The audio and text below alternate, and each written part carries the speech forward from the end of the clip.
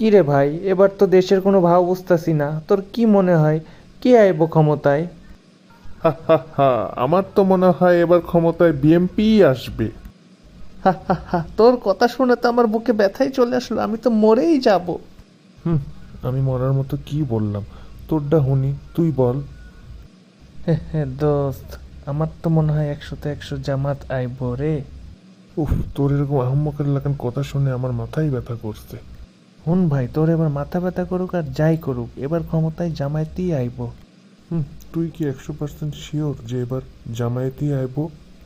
Yes, আমি গর্বিত। আমি জামায়াত করি, তবে 100% না, 99% শিওর জামায়াত ক্ষমতায় আসবে। আচ্ছা, আমি মানলাম তোর কথা। যদি ক্ষমতায় বিএমপি আসে তাহলে তুই কি বলবি বল। আচ্ছা দোস্ত, আমি তোর সাথে কথা বলতে বলতে অনেক ক্লান্ত হয়ে গেছি, তবে যাই হোক, জামায়াত বিএনপি যেই আসুক, দেশটা যাতে দুর্নীতিমুক্ত হয়ে গড়ে উঠুক, এটাই আমাদের চাওয়া।